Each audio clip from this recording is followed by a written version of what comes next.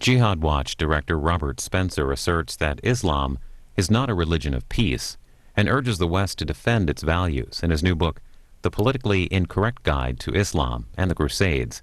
He spoke about it at the Young America's Foundation in Herndon, Virginia for 45 minutes. We're about ready to get started. My name is Brittany Farrell. I'm an intern with Young America's Foundation this summer, and we are proud to offer, as part of our National Conservative Student Conference, our next speaker, Mr. Robert Spencer. This is one of the Foundation's many conferences, and if you would like more information about the Foundation or our conferences, you can visit our website at www.yaf.org. Mr. Robert Spencer is the director of Jihad Watch, a group dedicated to bringing public attention to the role that jihad theology and ideology plays in the modern world, and to correcting popular misconceptions about the role of jihad and religion in modern-day conflicts. It hopes to alert people of goodwill to the true nature of the present global conflict. Mr. Spencer has studied Islamic theology, law, and history in depth since the 1980s and has written 5 books. His most recent one is The Politically Incorrect Guide to Islam and the Crusades, which he will be signing after his talk in the hallway. In addition, he has written 7 monographs and hundreds of articles about jihad and Islamic terrorism that have appeared in a number of national and international newspapers and journals, including the New York Post, the Washington Times, Canada's National Post, Human Events, and National Review Online. He has discussed jihad, Islam, and terrorism on a number of television and radio programs, including CNN, Fox News, PBS, The Michael Savage's Savage Nation, The G. Gordon Liddy Show, The Michael Medved Show, and many others. Mr. Spencer has a master's degree in religious studies from the University of North Carolina at Chapel Hill. Please join me in welcoming Mr. Robert Spencer.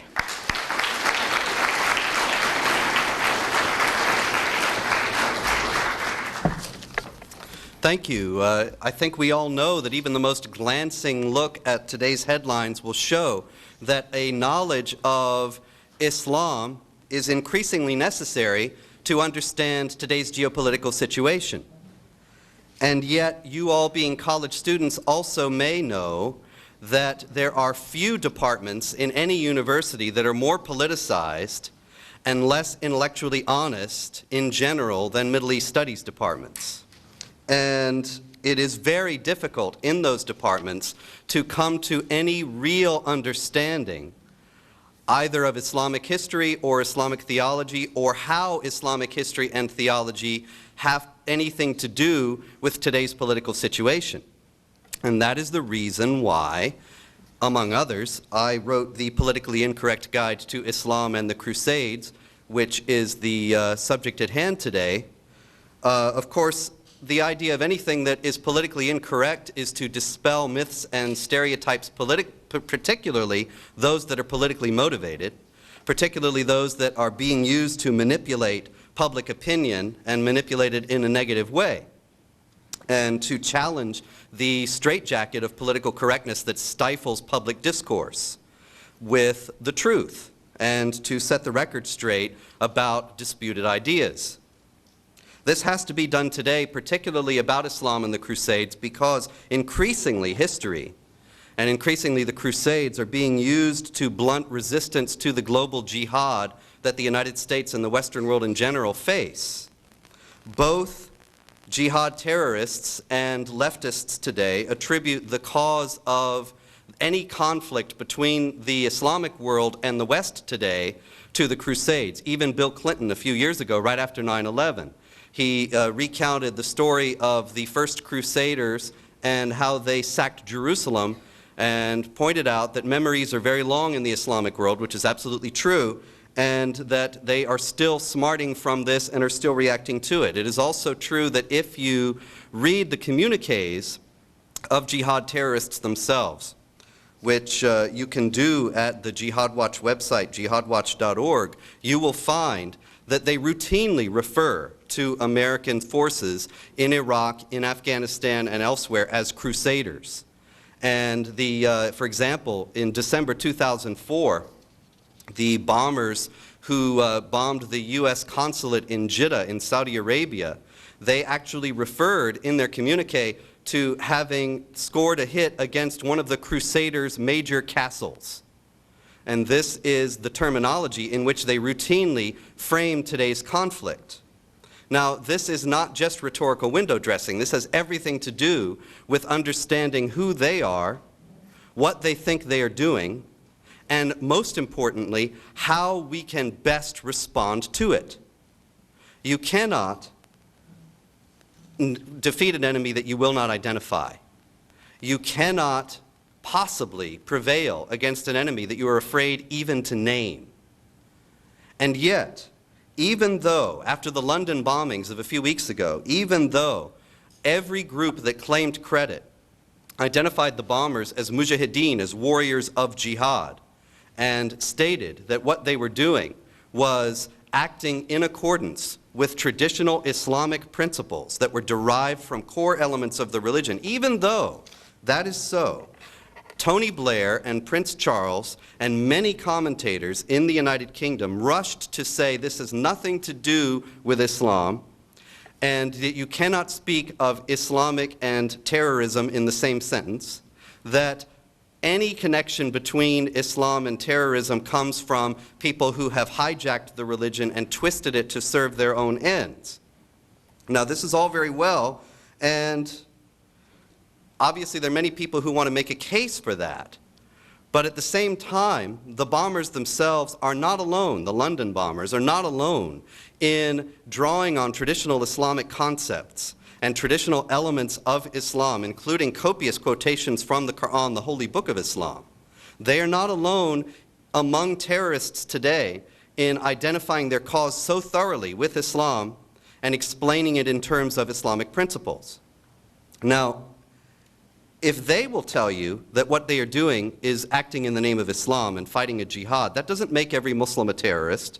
That doesn't mean that every Muslim in the world wants to kill us. That doesn't mean that this is a good and evil, black hat and white hat confrontation between two civilizations. But it does mean that if we are going to understand the enemy in the war on terror and defeat him, then we must know why he is fighting and what he wants.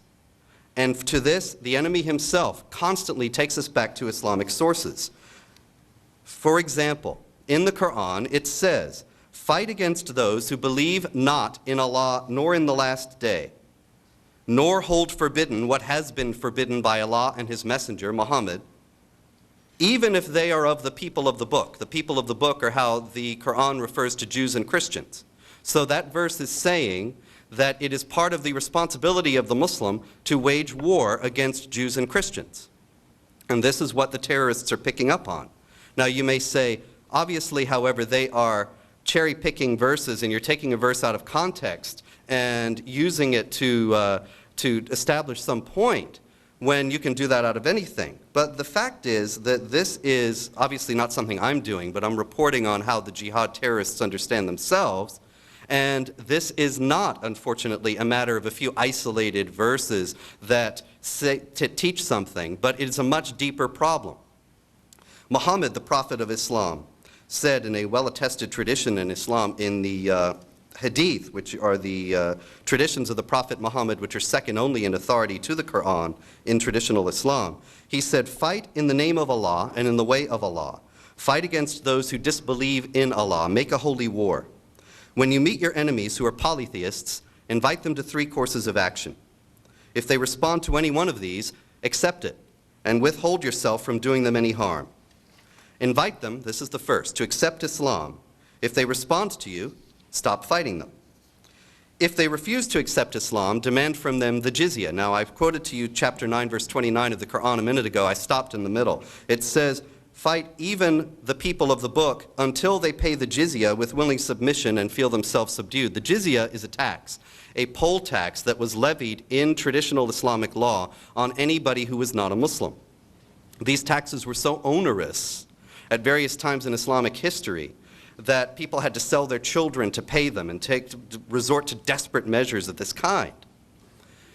As a result, there were huge numbers of converts to Islam because the only way you could live a decent life in these societies was to be a Muslim. And so they would convert. At various points, the conversion rate became so high that the Islamic authorities actually forbade conversion to Islam because it would destroy the tax base. Now, we were at two choices: conversion to Islam or submission as inferiors paying this tax under Islamic rule. The third one that the Prophet Muhammad says is, if they refuse to pay the tax, seek Allah's help and fight them. He also said in another place, I have been commanded to fight against people until they testify to the fact that there is no God but Allah and believe that I am the messenger from the Lord in all that I have brought. Now get this. He follows that up immediately by saying, and when they do it, their blood and riches are guaranteed protection on my behalf. In other words, when they convert, then they're safe. If they do not convert, they will not be safe. Their blood and riches will not be guaranteed protection. Now, this is not the hijacking or the twisted version of Islam that comes from a tiny minority of extremists. This is the word of the Prophet himself and the word of the Holy Book. Now, once again, that doesn't mean that every Muslim takes these things seriously. In any religion, and you, as you no doubt well know if you yourself are religiously observant, there are people who identify themselves in the religion and take it with varying degrees of seriousness. And there are tremendous differences in the levels of fervor that people have. But that doesn't change the fact that these are elements of Islam, so that when anybody starts to take the religion seriously, then they come back to these things. And these are the elements that end up again and again in the explanations by the terrorists themselves of what they are doing. And that is why they're all the more important. The idea that non-Muslims must be offered by Muslims either conversion or submission or warfare is not only found in the ancient texts. I have in my office a legal manual from the Shafi'i school of Sunni jurisprudence. The Sunni Muslims are 85% of Muslims worldwide, and virtually all Sunni Muslims belong to one of four schools or legal traditions. Islam is a very legal religion, and there are four major schools of law in Sunni Islam: the Shafi'i, Maliki, Hanbali, and Hanafi. The Shafi'i school is centered in Egypt and is headquartered at Al-Azhar University in Cairo, which is one of the oldest institutes of higher learning in the world, and also is probably the most respected authority in Sunni Islam. The New York Times recently called it a beacon of moderation, trying to call Muslims back to the moderate ideals of their religion and to convince them that warfare in the name of Islam was not justified by Islamic texts. That's what the New York Times will tell you about Al-Azhar. But Al-Azhar endorsed as a reliable manual of Sunni orthodoxy this Shafi'i legal manual that was published in 1994. 1994 is not ancient history. 1994 is not really all that long ago. And it says that it is the responsibility of the Islamic community, and I quote, to make war upon Jews, Christians, and Zoroastrians until they become Muslim or pay the non-Muslim poll tax. It adds as a comment by a Jordanian jurist that the invitation to Islam must come first before the fighting. Now, that's very interesting because if you read Osama bin Laden's communiques to the West, he's written three major ones, one in 1996 and one in 1998, and then one on November 24th, 2002. And in all of them, the first thing he does is call the American people to accept Islam. This is the first thing that he has to do according to the traditional categories of Islamic theology before he fights us. Then if we don't accept, then he fights. Now, if you go to an Islamic bookstore or go online to islamicbookstore.com or islamicity.com or any of the others, then you will find there, very easy to obtain, prominently displayed, works by two men, one Sayyid Qutb and another Sayyid Abul Alam al-Dudi. Now, Qutb was an Egyptian who was a foremost theorist of the Muslim Brotherhood, which is the first modern terrorist group. The Muslim Brotherhood, rather, was the forefather of Al-Qaeda and Hamas, the group in Israel that blows up people on buses and in restaurants and then celebrates the victory, so-called. Qutb was a very, very indefatigable scholar of Islam. He wrote a 30-volume commentary on the Quran, which is quite a feat in itself when you consider that the Quran is a very short book, actually. It's shorter than the New Testament. And so to write a 30-volume commentary is going some way. He wrote, extrapolating from the ideas that I have outlined here already, he wrote that it is not the function of Islam to compromise with the concepts of Jahiliyyah. Jahiliyyah is the society of unbelievers. Any state that is ruled by a non-Islamic legal system, Qutb would have considered to be in a state of Jahiliyyah. It's the pre-Islamic period of ignorance. The periods before various Islamic states converted to Islam are also known as Jahiliyyah, the period of ignorance. And he says it is not the function of Islam to compromise with the concepts of Jahiliyyah, which are current in the world, or to coexist in the same land together with a Jahili system. Islam cannot accept any mixing with Jahiliyyah. Either Islam will remain or Jahiliyyah. No half-half solution is possible. The foremost duty of Islam, this is Qutb, is to depose Jahiliyyah from the leadership of man. In other words, any state that is constituted by any system, the US Constitution, the British parliamentarian system, any state that is so constituted that is not obeying Islamic law must be fought. Maududi, the same thing. Non-Muslims, he said, have absolutely no right to seize the reins of power in any part of God's earth, nor to direct the collective affairs of human beings according to their own misconceived doctrines. If they do, the believers would be under an obligation to do their utmost to dislodge them from political power and make them live in subservience to the Islamic way of life. Now, these books are readily available, and they're readily available because they are not tiny minority of extremists who have hijacked the religion. They are mainstream ideas within the Islamic community. They are backed up by 14 centuries of Islamic history that is marked by jihad warfare, and they are backed up by the theology that is elaborated in the Quran, in the Hadith, and in Islamic law. When the terrorists act today, they are acting according to these principles. They are waging war in order to unite the Islamic world under a caliph. The caliph was the successor of Muhammad as the leader of the Islamic community. Because of Muhammad's nature as a warrior prophet, the caliph also was both a religious and a political and military leader.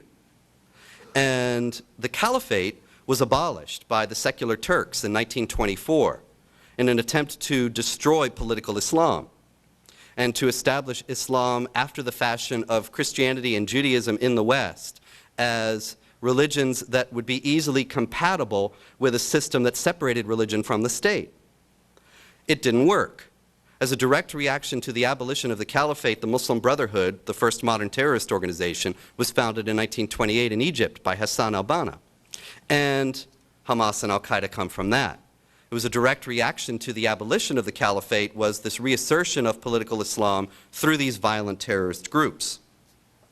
What Osama wants to do, what all the others want to do, all the people who are committing violence in the name of Islam, from Indonesia to the Philippines to Thailand to Kashmir to Nigeria to Chechnya to Bosnia, all over the world, there is in common, they uniformly say, they want to reestablish the caliphate, to restore Islamic law, which is not fully enforced in the Islamic world today except in Saudi Arabia and Iran, reassert Islamic law, and reestablish Sharia, which is Islamic law, over those states, and then to wage offensive jihad against the West, because it is one of the duties of the caliph to at least every 10 years, stage a campaign against the non-Muslim states. they will constantly refer to 1924, the date of the abolition of the caliphate, as the beginning of all their troubles, because it was considered to be the loss of the ability to wage offensive jihad and the loss of the unity of the Islamic world. This is what they say they are fighting for. This is why they took down the towers on 9/11, why there were the London bombings, why there were the bombings in Spain on March 11th, 2004, why there have been 2,647 people killed in the world in the name of Islam since 9/11. Now, if that's what they say, then we have a duty to pay that attention and to take it with the utmost seriousness and not rush to say, no, Islam has nothing to do with this. Because if that's what they say, then the foremost duty of moderate Muslims is not to reassure us, not to reassure non-Muslim Westerners that Islam is a religion of peace, but to convince those guys that they're misusing Islam, if they can do so. But as of yet, there is no American Muslim advocacy group and there is no group of Muslims in the world anywhere that is making any organized effort to convince the jihad terrorists that their version of Islam is wrong. Not anywhere. There are groups in the United States and elsewhere that are taking great pains to convince non-Muslims that Islam is really peaceful and that all this is not really legitimately Islam. But the problem with saying nothing about that and letting it pass by unquestioned is that it leaves us open to being blindsided from attacks from quarters from which we are not willing to admit to ourselves that attacks may come. In other words, we are leaving ourselves open because we are saying that there's this group of people and we're giving them the presumption that every one of them is absolutely loyal to the United States. And there's such a rush to find moderate Muslims that there have been people with terrorist ties who have gone to the White House. There are groups with terrorist ties that are giving sensitivity training on how to deal with Muslims to the Department of Homeland Security and the FBI. And these people have influence at the highest levels of government because there's such an enormous desire on the part of official Washington to say this is not a war with Islam, and of course it isn't, and shouldn't be. But there is such an anxiety to find moderates and to show ourselves to have a face that is positive toward Islam that we are not paying sufficient attention to genuine national security issues that are raised by some of the people that official Washington is dealing with. And this all comes from this political correctness, multiculturalism, and fear to confront the elements of Islam that are giving rise to jihad violence. If the moderates are genuine, then they will be directing their energies to refuting jihadism among their fellow Muslims. If the moderates are really loyal Americans, then they will be opening up the mosques to inspection and to monitoring.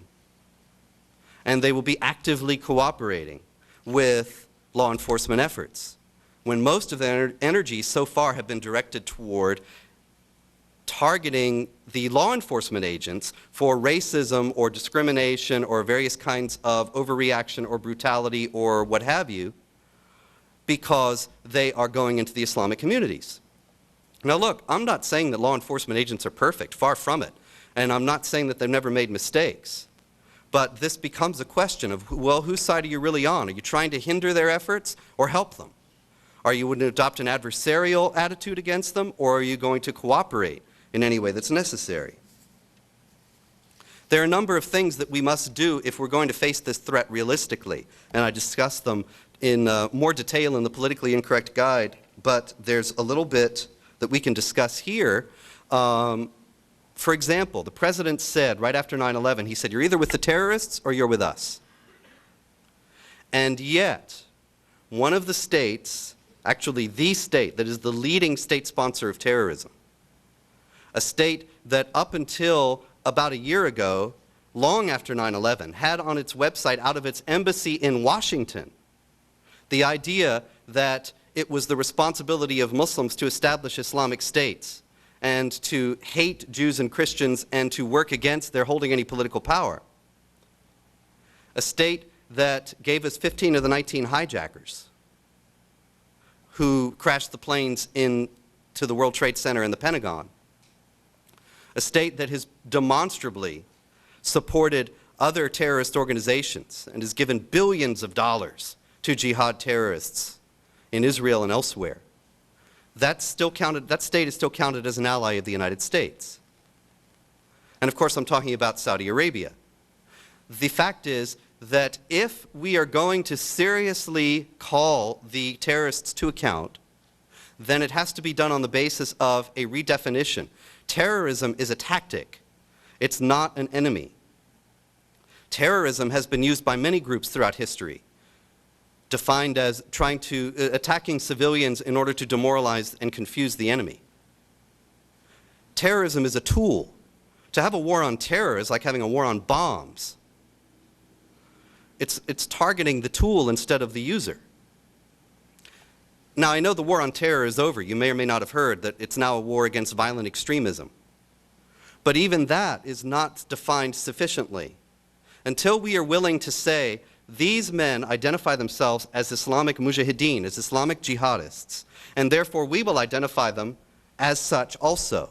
And we are in a defensive action against a global jihad, and therefore any state that teaches this jihad in its schools, in the mosques, any state that exports jihad literature, any state that persecutes non-Muslims will be no friend to the United States. That would seem to be a common sense first start. Another one would be immigration policy. Sanity and immigration is something, well, sanity and immigration just don't go together right now. Sanity in immigration would involve at least having some serious background checks, when up until far too late, people from Saudi Arabia itself were actually on a fast track for U.S. visas because Saudi Arabia was such a close ally of the United States that they were given preferential treatment and helped to get into the U.S. more easily than people coming from other places. Now, this is beyond absurd. And there has to be a restoration of some kind of serious checking, especially from states where there is demonstrable jihadist activity, which is a growing number of states at this point. At least have some sanity in requiring some proof that the people who are coming in have no connection to these groups. You'd think this is being done. It's not being done. Monitoring the mosques. People have objected to this and say this interferes with freedom of religion. It doesn't interfere with freedom of religion. It's perfectly within anyone's right to go into a mosque, to read the Quran, to pray to Allah in the prescribed Islamic fashion. The line can and should be drawn as to when in those mosques sedition is being plotted against the United States, then that is not acceptable and does not fall within the protections given to religion by the Constitution. And it is being done. We know that the Lackawanna Six, a group of young men in New York, Yemeni Muslims, were recruited in their mosque by an al-Qaeda recruiter to go to Afghanistan to try to join up with al-Qaeda not long after 9/11. That is unfortunately not the only example of jihadist activity going on right in the United States in American mosques. Why can't we go in there and simply pay attention to what's going on? We ought to. Above all, and this is a key point in the Politically Incorrect Guide to Islam and the Crusades, we need to recover pride in our own cultural heritage. If you are in college now, you probably have encountered people who think that there is nothing good about the West, that there's nothing good about Western civilization, that all that Westerners have been are rapacious imperialists and colonialists who have subjugated and oppressed the rest of the world. Have you ever heard that? Yes, I expect you have. And in the 1970s, there was a scholar, so-called, named Edward Said, who wrote a book called Orientalism, which destroyed Middle East studies in the United States. And he posited in his book that any criticism of the Islamic world from the West was ipso facto racist and imperialist and could not be countenanced. And of course, given the zeitgeist at the time and since then, that has been a hugely popular idea on college campuses, making critical study of the elements of Islam that give rise to violence absolutely impossible on campus, and also vilifying the West, and particularly the Crusades, as being the cause of all the troubles. Well, I'll tell you, the Crusades were a much delayed defensive reaction to Islamic jihad. Islamic jihad warriors came out of the Middle East, came out of Arabia in the 7th century, and they conquered very swiftly the Middle East and North Africa. The Middle East and North Africa were Christian lands and had been for hundreds of years at that time. They had not attacked Arabia. They had not threatened the Muslims. There was no provocation for the attack. It was mandated by the jihad imperative. 450 years after these unprovoked attacks had led to the Islamization of all of North Africa, all of the Middle East, and significant portions of Eastern Europe and Spain, only then was there any reaction in a military form from Europe, and that was the Crusades. And they were only trying not to roll back the whole of these conquests, but simply to gain control of the Holy Land so that Christian pilgrims there would be safe. Now, I am not interested, and I'm not going to defend every aspect of the Crusades. There were many things about them that went wrong. But nonetheless, the effort itself was nothing that any Westerner who is a son or daughter of the Crusaders needs to be ashamed of. This was a response to aggression, not an aggression. There was nothing colonialist or oppressive or imperialist about it. And that is just one aspect of the cultural counterattack that we need to mount at this point, because if we are going to be ashamed of ourselves, of our history and of our heritage, then we will not be interested in defending what our history and heritage have brought us. And we will not have the spiritual energy to resist the jihad that is advancing not only militarily, but in many, many ways, in more subversive ways, in Western Europe and the United States today. And so it is not cultural cheerleading or Western apologetics to stand up, or religious Christian apologetics to stand up and say that Western civilization has been a great civilization and has built a great thing that is unrivaled in the world. We are defending notions of the universal dignity of all people and of the human rights of all people that are actually expressly denied within Islam, which institutionalizes the discrimination against women and non-Muslims. And we should make no apologies for that. That is, as a matter of fact, all the more essential given the headlines every day. So thank you very much. At this point, I'll take a few questions if you have any.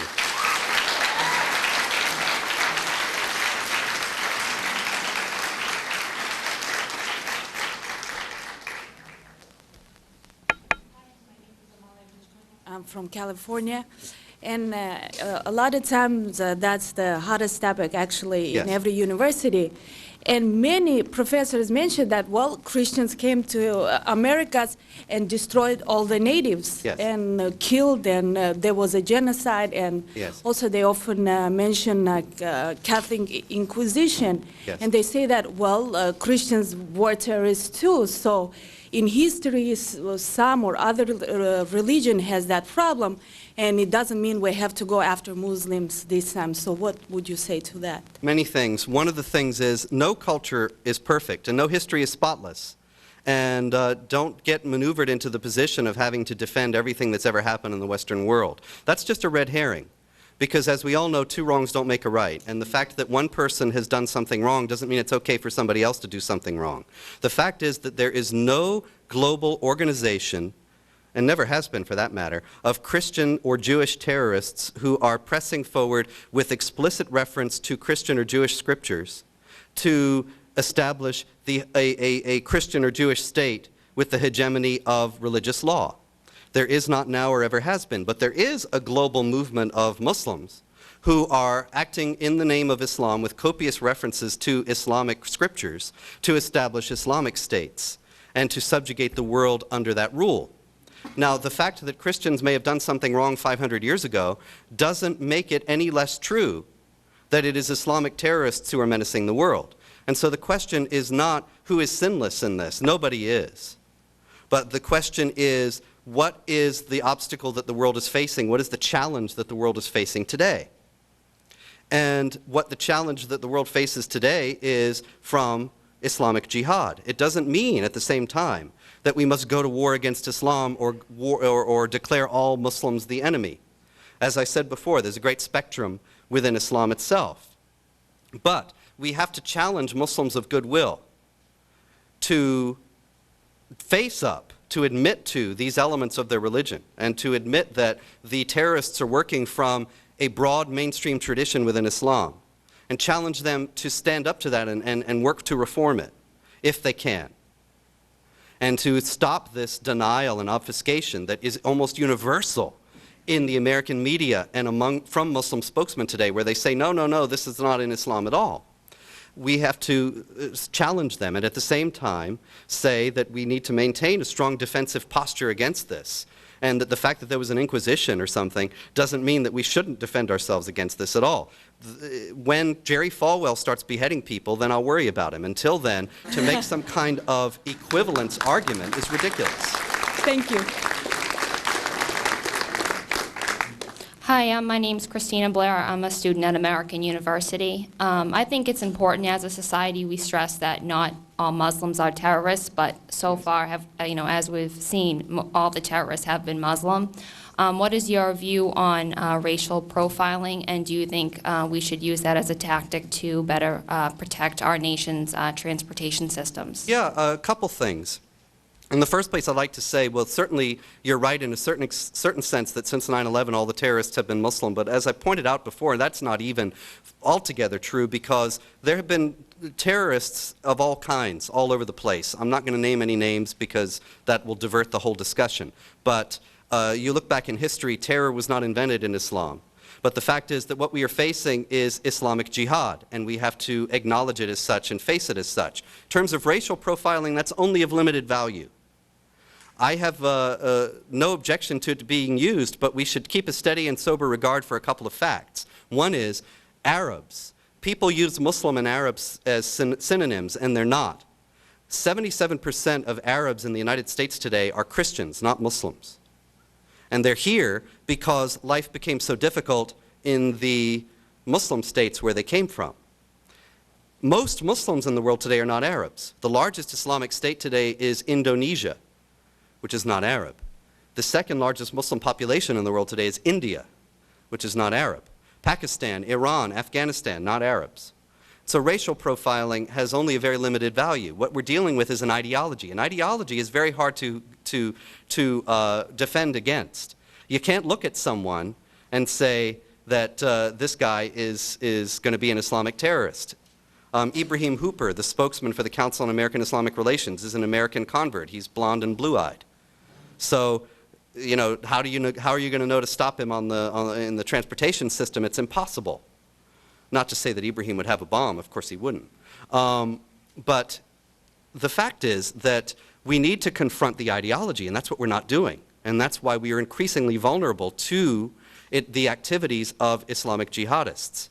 Now, in terms of law enforcement, in terms of protecting the transportation systems and so on, I do think that profiling is of some value, limited value, but it certainly should be employed.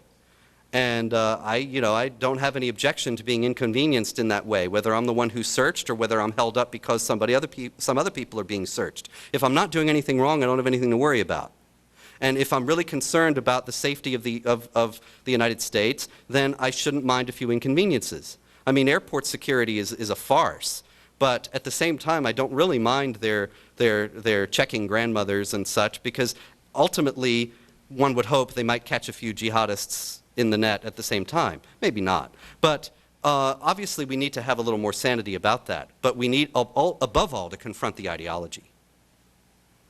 Hi, Amanda Berry, MIT. And my question was, after 9/11, there's been a huge outpouring of Christian missionaries going to, other Arab countries or Muslim nations. How do you feel about that, being, part of that religion and whatnot? Well, I'm not a Muslim myself, actually. Sorry. But as a matter of fact, I do believe in the freedom of conscience. And I alluded in my talk to how Islam denies various aspects of the rights of human beings that we take for granted in the West, and one of them is freedom of conscience. All right?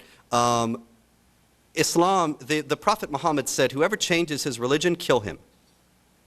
And Islam has traditionally taught that anybody who leaves Islam should be killed. And I have a very good friend that I co-wrote a book with a few years ago who is a Kurd who was a Muslim who became a Christian. And he changed his name. And he changed his name not only for his own protection, but to protect his family, which is still back in Iraq. He said, if they know who I am, they will go and kill my family. And this is no joke. This is a very serious thing. And this is a serious human rights issue that the human rights organizations and the human rights establishment and the United Nations are completely ignoring. As a matter of fact, the Universal Declaration of Human Rights of the United Nations guarantees freedom of conscience, and it was put in there by Charles Malik, a Lebanese Christian who knew that this was something that had to be confronted about Islam. And the Islamic states, the Organization of the Islamic Conference, 56 states, went to Cairo in 1990 to frame an Islamic statement of human rights that absolutely rejected any element of the Universal Declaration that contravened Islamic law, which means no freedom of conscience. Now, as far as I'm concerned, freedom of conscience is a human right that ought to be protected and defended, and so I have no problem with missionaries of any kind going anywhere. This should be something for the individual conscience to accept or reject, and not any matter of coercion of any kind. My name is Darren Schirmer, and I'm a student at the University of California, Riverside. How would you respond to British politicians, including Tony Blair and the Mayor of London, after these attacks? They were saying statements like, these attacks will still come, and we'll still have this problem unless we solve the Israel-Palestine conflict. Yeah. Do you think they're misdiagnosing the problem? Oh, yeah. One of the things, if you'll pardon me for mentioning the politically incorrect guide again, is one of the things in it that I discuss is the phenomenon of pretexts. All through Islamic history, you will find calls to jihad, and this was true at the time of the Crusades as it is true now, calls to jihad framed in terms of contemporary geopolitical events that are presented as making it necessary for the Islamic world to defend itself from unprovoked attacks. So I told you, and it's abundantly historically demonstrable, that the Crusades were a defensive reaction, a delayed defensive reaction to 450 years of Islamic aggression. But when the Crusaders actually arrived in the area, Islamic preachers went around acting as if this was a bolt from the blue, that the Franks, as they called them, had no reason to be there, and they had done nothing to bring it on, and now they must defend themselves.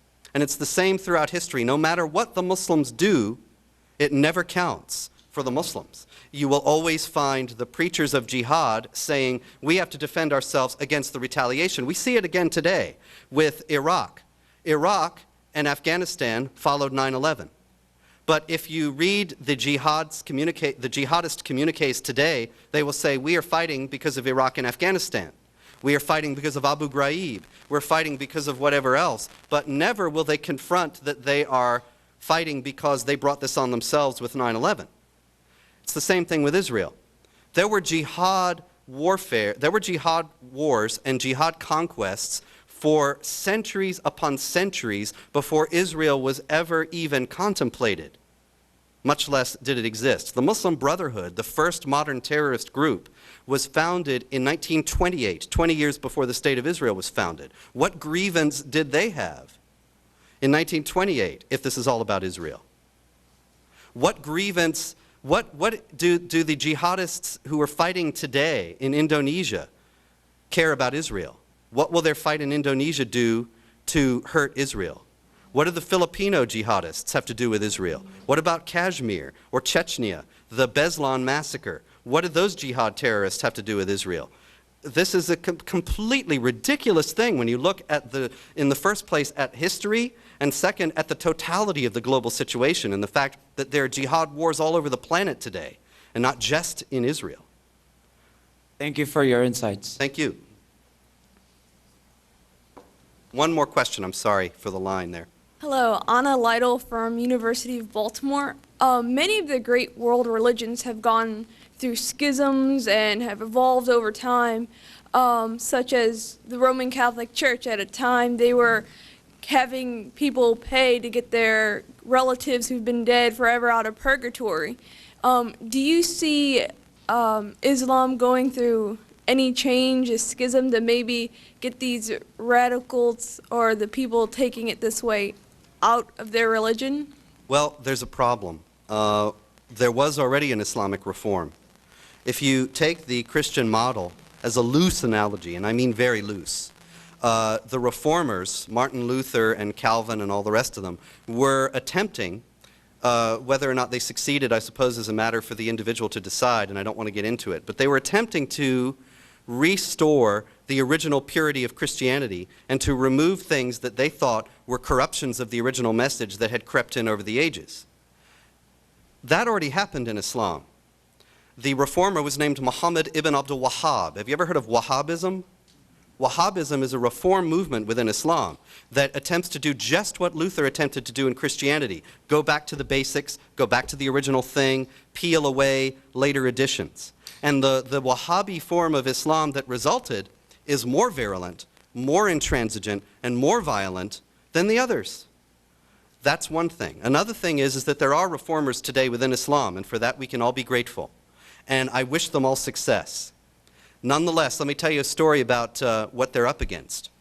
Sulaiman Bashir was a professor in the West Bank, and he taught his class that the Quran was the product of historical development.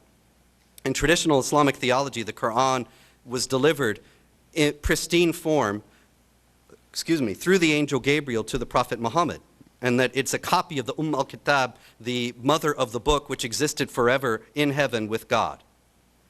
Now, the idea that the Quran is the product of historical development directly contradicts all that, but it does allow for reform, because then you can look at various elements of the Quran and say, no, we're not going to go with that anymore. This is historically outmoded. His students threw him out the window of the classroom. This is the kind of violence that all reformers face, because in Islam, a hypocrite or an apostate is to be punished with death. And the jihadists consider anyone who attempts to reform the religion as a hypocrite or an apostate. So I don't have high hopes for Islamic reform, but I certainly wish them well and would like to do all possible to support them. But they face a very difficult and uphill battle. Once again, thank you very much.